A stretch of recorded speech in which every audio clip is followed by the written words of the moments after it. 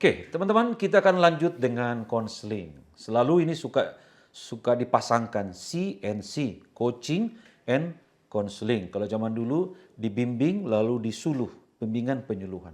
Apa sih konseling itu? Ya, konseling adalah proses pemberian dukungan atasan untuk membantu bawahan mengatasi masalah pribadi. Jadi kalau koku, moki, lebih cenderung bukan masalah kompetensi. Kalau kompetensi tadi coaching atau mentoring atau training. Tapi lebih masalah motivasi atau kultur atau karakter. Atau masalah-masalah personal ya. Jadi proses pemberian dukungan ya lewat teknik metode SMS yang paling enak ya dengan bertanya dari atasan untuk membantu timnya atau bawahan mengatasi masalah pribadi ya dengan proses konseling, maka dia ada solusi dan kita harapkan solusi yang disepakati itu berdampak kepada kinerja atau kerja anak buah kita. Ya. Apa gejala-gejala ketika dibutuhkan konseling? Misalnya anak buah kita prestasi kerjanya menurun.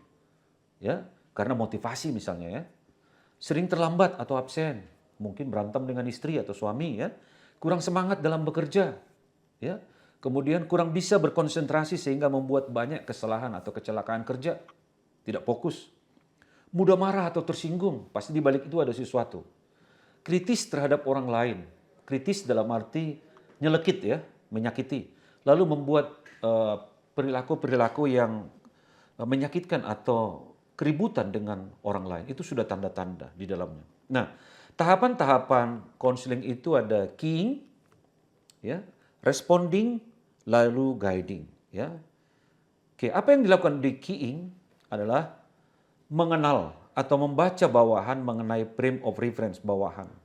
Ya, dengan kita bertanya, itu namanya SMS, situation question, pertanyaan situasi, ya, jawabannya kita dengarkan, kita memberikan perhatian penuh, lalu mengembangkan kepercayaan kepada tim kita, bawahan kita. Ya. Ini yang suka disebut kalau teman-teman melihat sebagai upaya membuka pintu awal supaya kita enakan. Kalau pintu sudah terbuka, dia akan menceritakan, ya, ya, dengan dia cerita, ya, sampai akar masalah, dia akan komit dengan solusi.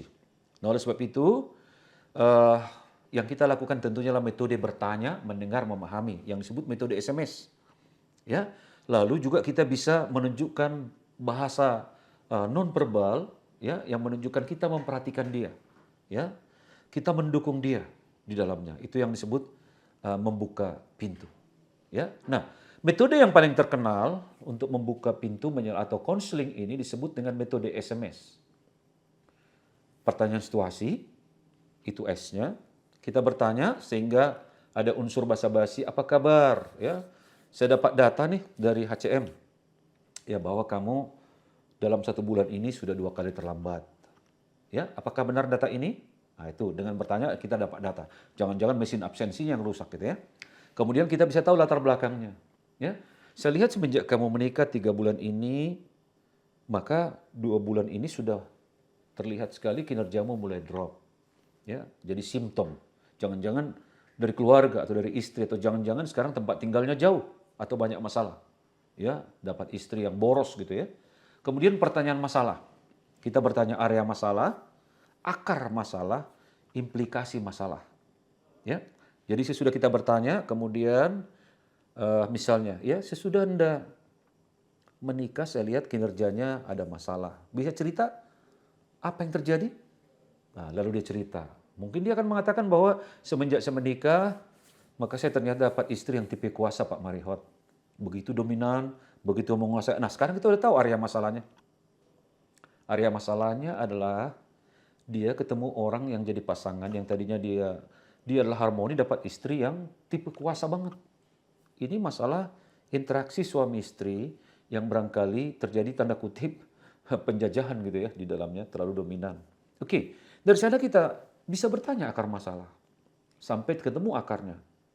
Akhirnya dia mengatakan, oke, kelihatannya begitu Pak Marihot, jadi saya memang kesulitan untuk mengajak istri berdiskusi supaya ada hal-hal yang disiplin-disiplin yang kami harus rubah di dalamnya. Ya. Lalu kita bisa bertanya, oke, kalau sampai kejadian ini tidak ada solusi, apa akibatnya bagi kinerjamu? Mungkin dia akan mengatakan, dengan saya sudah dapat 2 kali SP, Ya, saya yakin ini bahaya kalau tidak diselesaikan, bisa jadi dapat SP ketiga, ya saya bisa dipecat, Pak. Nah, gimana perasaanmu kalau sampai dipecat? Ya gimana anak istri saya, Pak? Jadi sesungguhnya pertanyaan konseling itu adalah melukai orang supaya tahu masalah dia itu kritikal. Itu namanya implikasi masalah. Dari sana kita tinggal bertanya solusi. Oke, dari jawaban-jawabanmu tadi kelihatannya sangat berat dampak dari persoalan ini. Nah sekarang supaya kehadiranmu dan produktivitas kerjamu ke depan lebih baik, kira-kira solusi apa, langkah-langkah apa yang akan kau lakukan? Nah itu namanya pertanyaan solusi. Ya, mungkin dia mengatakan saya akan diskusi sama istri, saya akan bla bla bla bla, saya akan melakukan ini. Nah ini yang ditulis. Sama juga coaching ditulis, konseling juga ditulis.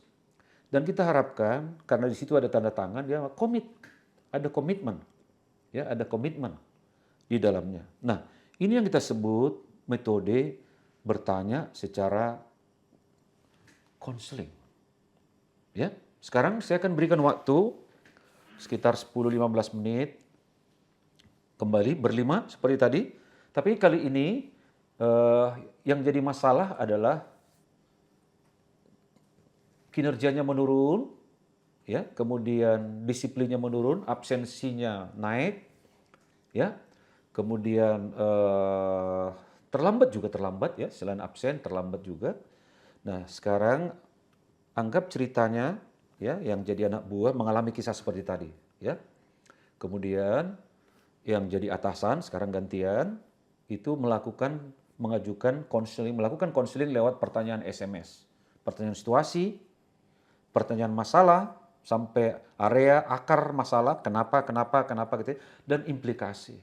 Lalu pertanyaan solusi, pilihan solusi dia. Lalu komitmen lewat menandatangani langkah tindak lanjut yang sudah disepakati. Oke, silakan saya berikan waktu sekitar 15 menit. Oke, bagaimana perasaannya tadi ketika melakukan proses konseling dengan metode SMS? Apakah lebih sulit atau lebih mudah? Oke, saya yakin teman-teman mengatakan sekarang jauh lebih mudah. Nah, teman-teman, ternyata kemampuan kita bertanya lewat coaching, konseling, ya, juga supaya mau di-mentoring, itu ternyata berdampak sangat tinggi. Kenapa? Dengan kemampuan kita bertanya, komunikasi bertanya, terjadi hubungan dua arah, dan tanpa kita sadari, dia akan membuka diri, karena selain dia dipercaya, maka dengan ditanya, maka dia akan curhat. Tentunya dari curhat itu akarnya ketemu, lalu solusinya ketemu, dia tulis, tinggal minta komitmen. Ya, jadi kalau dia bikin di situ deadline-nya dalam komitmen, tinggal bagaimana dia menindaklanjuti. Ya, ini yang teman-teman lakukan dari proses konseling. Ya, ini dasar dulu, barangkali di tahun-tahun berikut kita akan ketemu lagi untuk metode-metode yang lebih tinggi. Oke, perilaku saat melakukan CCM, ya, coaching, counseling, mentoring, ya, bisa kita menilai dari yang teman-teman lakukan tadi, ya. Jadi tolong dinilai yang memberikan konseling, apakah cenderung dia mendukung ke kiri atau ke kanan, atau dia banyak menginterupsi atau mendukung. Oke. Dia banyak memotong pembicaraan, terlalu banyak bicara atau mendengar. Silahkan dipilih, bisa diantara ya. Cenderung dia bertanya banyak atau menjudge dia banyak bicara. Cenderung dia membangun situasi, ya, atau cenderung dia monoton. Oke, silakan dinilai dan didiskusikan. Ya, di sini yang melakukan konseling tidak boleh protes ya. Itu masukan dari tim, dari observer. Oke, saya berikan waktu, memberikan diskusi ya, memberikan feedback. Oke, terima kasih. Kalau sudah,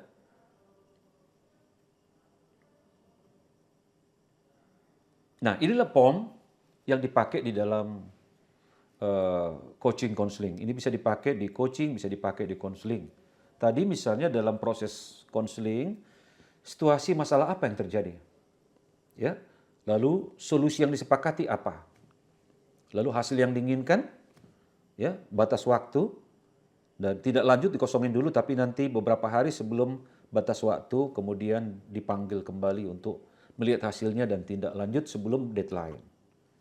Nah, ini kita lakukan, ya, ditulis, di situ ada paraf lah ya, kiri atau kanan. Dan kalau ini dilakukan, coaching counseling ini, maka saya yakin kinerja tim kita, kinerja anak buah kita akan luar biasa ke depan di dalamnya. Ya, saya sedikit tambahkan, ya, dengan hal kunci yang penting di dalam kita melakukan coaching counseling, mentoring ya. Sebelum kita nanti masuk ke mentoring, ya, ada beberapa kasus yang banyak ditemui lah ini ya di dalam bekerja yang teman-teman sebagai atasan harus memahami tipe yang disebut dengan tipe-tipe orang sulit ya.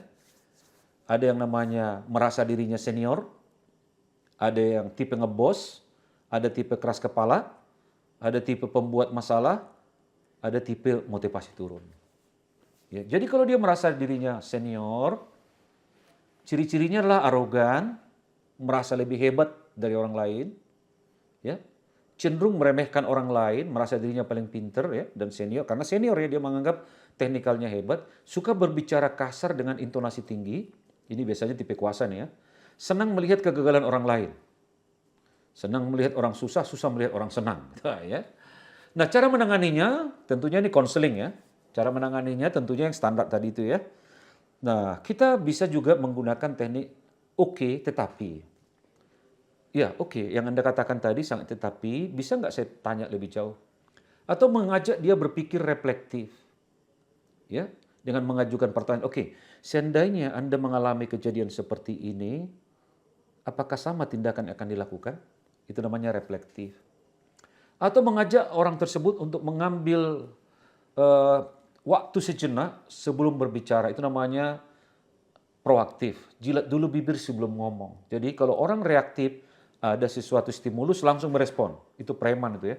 Tapi kalau orang yang profesional, ya gimana caranya sebelum dia ngomong, mbok dipikir dulu. Nah ini harus dilatih nih, ya sehingga dia bisa berbicara secara objektif dengan data, tidak menggurui, dia lebih jujur dan tidak egois atau emosional.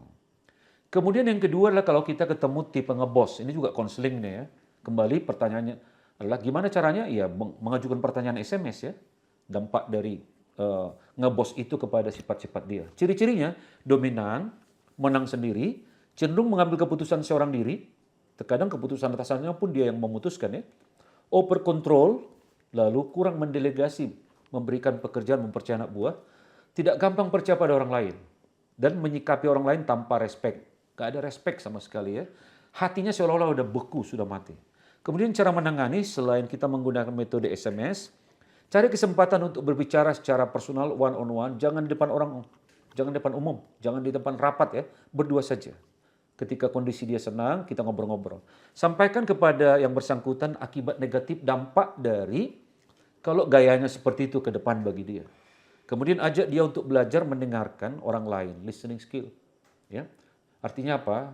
Mbok ya sekali-sekali dia coba pahami, dia dengar ya dari orang lain, ya, atau bahkan curhatan orang lain, ya, di dalamnya. Nah, gimana kalau ketemu orang yang keras kepala? Ini juga konseling ya. Ciri-cirinya merasa diri paling benar, cenderung selalu menyalahkan orang lain, melihat masalah secara hitam putih, tidak mau dan tidak mampu memahami sudut pandang orang lain, kurang sensitif terhadap perasaan orang lain. Nah, cara menanganinya, selain metode konseling SMS itu, kumpulkan data atau fakta yang kuat sebagai dasar berdiskusi dengan dia. Karena umumnya dia tipe kuasa, tipe pemikir ya. Ya. Kemudian hindari debat yang berkepanjangan dan tetap fokus pada inti akar masalahnya apa dari data yang ada. Beri contoh bagaimana perasaannya kalau diterima, ya, kalau diakui, kalau dihargai orang lain. Mungkin tidak pernah dipuji, tidak pernah diperhatikan di keluarga, sehingga dia melakukan seperti itu semuanya ingin diperhatikan. Ya, itu sama kayak orang psikopat. Orang psikopat itu adalah orang yang sadar tidak sadar, ya, dia sudah tidak sadar bahwa dia butuh perhatian orang. Caranya mencuri, kleptomania, caranya membunuh. Tapi di belakang itu semua ingin jadi perhatian. Hati-hati kalau tidak memberikan perhatian ya.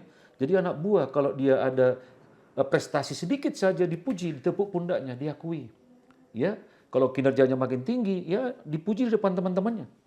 Ya, karena anak kecil sampai orang tua senang diberikan award, recognition, penghargaan. Nah, gimana kalau motivasi turun? Ciri-cirinya tidak komit, ya, jadi komat kamit ya dalam menyelesaikan tugas, banyak tunda-tunda-tunda, sering bolos, absen, atau terlambat, selalu menyalahkan keadaan di luar dirinya, yang kita sebut reaktif ya. Artinya kurang mengintrospeksi diri ya. Sering mempersoalkan ya masalah-masalah daripada membantu menyelesaikan. Jadi problem maker, pembuat masalah, bukan problem solvers, menyelesaikan masalah. Nah, selain pendekatan tadi, konseling yang SMS, kita tentunya juga bisa menanganinya dengan bersikap tegas atau asertif ya. Jelaskan aturan main yang ada secara jelas. Tidak kasar ya, tapi tegas. Ajak yang bersangkutan berdiskusi, penyelesaian masalah secara objektif berdasarkan data dan kenyataan yang ada. Ini kalau sudah melakukan SMS tadi lebih enak ya. Berikan contoh-contoh berupa success story, kisah nyata yang berhasil, orang-orang yang dikagumi orang tersebut, dan misalnya si atasannya gitu ya, menurut dia bagus, luar biasa, lalu refleksikan perilaku atasannya itu kepada dia, ya, sehingga dia bercermin di dalamnya. Nah, ada juga troublemaker, pembuat masalah. Ya, ini juga konseling ya. Cirinya sinis, suka kasak-kasuk, ngegrundel, berpikir negatif terhadap keberhasilan orang lain, suka memanfaatkan situasi untuk kepentingan diri sendiri, perilaku mensabotase, dan menyerang secara diam-diam. Cara menanganinya tetap tenang, tarik napas ya, sing waras ya, objektif, tidak terjebak dalam permainan oleh dia, karena dia juga ingin memprovokasi kita, bersikap tegas asertif, artinya tegas, tidak kasar ya, tegas ada aturan, lalu kita pegang prinsip itu disampaikan dengan enak. Sampaikan bukti-bukti, manipulasi atau hal-hal yang dia akalin ya, dan akibatnya yang ditimbulkan secara ke-HRD-an bagi dia, SP 1, 2, dan 3 segala macam. Sampaikan aturan main, etika bisnis, etika perusahaan secara jelas, berikut sanksi bagi pelanggaran yang dilakukan. Ya, ini bagi pembuat masalah. Ya. Oke, secara umum bagaimana cara kita selain kita melakukan konseling, secara umum bagaimana cara kita menangani orang-orang tipe sulit? Pertama, ajaklah mereka berbicara, hargai dia ya, diwongke, dan tetap tunjukkan respek kepada mereka walaupun troublemaker. Siapkan data-data, bukti-bukti konkret tentang perilaku yang menyebabkan kita mengatakan bahwa dia tidak mencapai sesuatu, kehadiran dan segala macam. Dan yang barangkali mereka sudah tunjukkan. Dorong mereka untuk mau dan bisa melihat akibat dari masalah-masalah perilaku yang sulit itu, ya, bagi mereka ke depan dengan bertanya ya, itulah di SMS tadi ya. Bicaralah secara bersahabat, namun tetap ada sikap atau ketegasan tanpa menghakimi, tidak menunjukkan bahwa kita segan atau khawatir, ya, namun komunikasikan apa adanya, termasuk akibatnya. Usahakan agar waktu yang cukup untuk ngobrol-ngobrol, jangan buru-buru, dan agar lewat proses konseling itu ada diisi lembar ya coaching konseling yang tadi secara kondusif, dia parap, ditanda tangan, itu yang kita kejar di dalamnya. Ya. Oke, teman-teman, itu tadi kita sudah belajar tentang konseling. Dalam sesi berikut kita akan belajar tentang mentoring di dalamnya.